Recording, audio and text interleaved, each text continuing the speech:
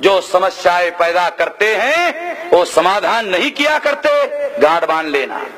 जो समस्याएं पैदा करते हैं वो समाधान नहीं किया करते। अगर आप अपनी समस्याओं का समाधान करना चाहते हो, स्वतः का उद्धार करना होगा।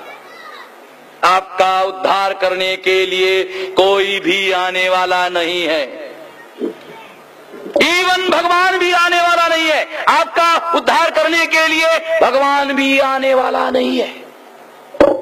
गीता में भगवान ने लिखा, वो कहते भगवान ने गीता में लिखा, यदा यदा धर्मस्य ग्लानिर्भवति भारत, ग्लानि आएगी, संकट आएगा तो भगवान ने कहा आऊंगा, लिखा आऊंगा, संकट आएगा आऊंगा। संकट आ गया मगर भगवान ने आने का नाम ले ही नहीं रहा। हमारे लोग राह देख रहे हैं कि कोई भगवान आएगा आएगा। 2000 साल से हमारे लोग राह देख रहे हैं। 2000 साल पहले गीता लिखा, 2000 साल से राह देख रहे हैं।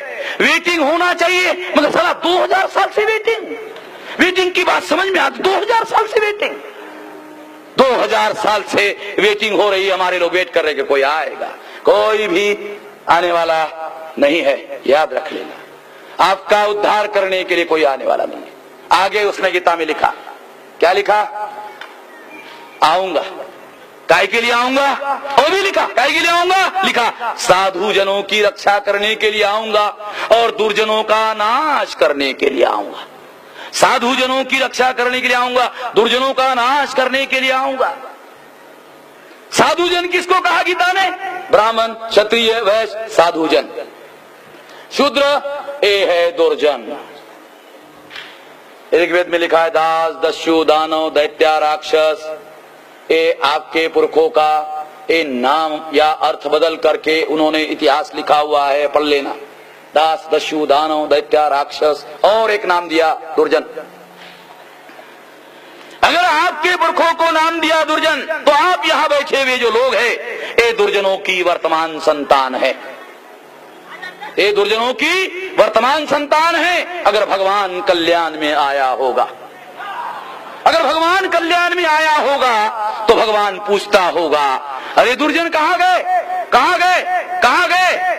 तो किसी ने कहा होगा कि वो गायकवाड़ के मैदान में वामन मेश्राम की सभा सुनने के लिए सारे दुर्जन इकट्ठा हुए हैं भगवान जी। तो भगवान ने उसको कहा होगा अच्छा, सारे लोगों के घरों में जाने की जहमत उठानी नहीं पड़ेगी, सारे दुर्जन इकट्ठा मिल जाएंगे, साफ कर दूंगा। घरों में जाने की जहमत उठानी नहीं पड़ेगी, सारा दुर्जन इकट्ठा मिल जाएगा, साफ कर दूंगा। एक तो भगवान आने वाला नहीं है और अगर आया तो आपका सर्वनाश करने के लिए आने वाला है, आपका उद्धार करने के लिए आने वाला नहीं है। याद रख लेना, अगर आप अपना उद्धार करना चाहते हो, उद्धार जागना होगा, जागना होगा, जगाना होगा। केवल जागने से काम नहीं चलेगा, जागना होगा। एक आदमी को जागना होगा, 10 आदमी को जगाना होगा। जागना होगा, जगाना होगा, जागना होगा, जगाना होगा। 6000 जाति के टुकड़ों को जोड़ना होगा, एक नहीं 6000 जाति के टुकड़ों को जोड़ना होगा। जोड़कर शक्ति का निर्माण करना होगा, जोड़कर शक्ति का निर्माण करना होगा। शक्ति का निर्माण करोगे, आंदोलन का निर्माण होगा। आंदोलन का निर्माण करोगे, जन आंदोलन का निर्माण होगा। और अगर जन आंदोलन का निर्माण करोगे, खुद मुख्तियार हो जाओगे, आजाद हो जाओगे, खुद मुख्तियार हो जाओगे, आजाद हो जाओगे। आज भविष्य आपका है, निर्णय का अधिकार अटल बिहारी का। भविष्य आपका, निर्णय का अधिकार सोनिया गांधी का। यानी भविष्य आपका, निर्णय किसी और के हाथ में है। अगर आजाद हो गए, अगर खुद मुख्तियार हो गए तो क्या होगा? तब भी भविष्य आपका होगा। अगर खुद मुख्तियार हो गए, आजाद हो गए, तब भी भविष्य आपका होगा। मगर तब परिवर्तन होगा, भविष्य भी आपका होगा और उस भविष्य का फैसला लेने का अधिकार भी आपका होगा।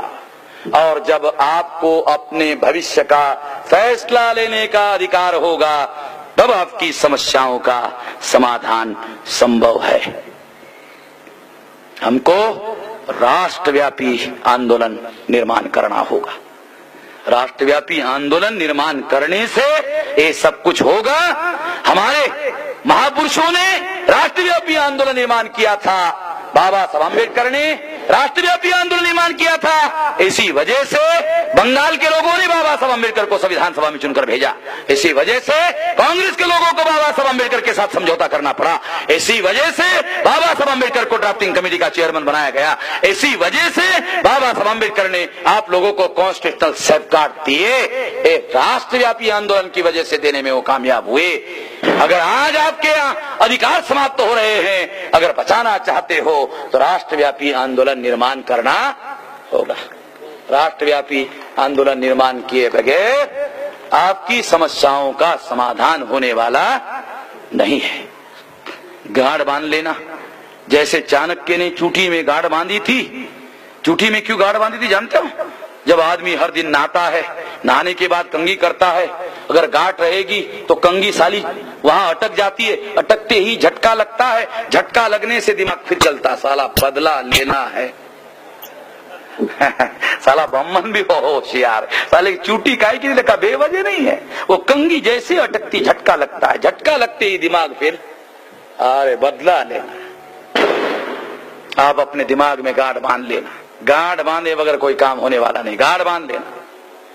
इसलिए साथियों, ये जो परिवर्तन का राष्ट्रव्यापी अभियान चल रहा है, अगर आप न्यायपालिका में रिप्रेजेंटेटिव चाहते हो, जन आंदोलन करना होगा। आंदोलन से रिप्रेजेंटेटिव नहीं, आंदोलन से सत्ता नहीं, आंदोलन से व्यवस्था बदलेगी। ध्यान रखना, व्यवस्था बदलने का अभियान चलाना होगा। केवल सत्ता बदलने से हमारा मामला हल होने वाला नहीं है, ध्यान रखना। धन्यवाद।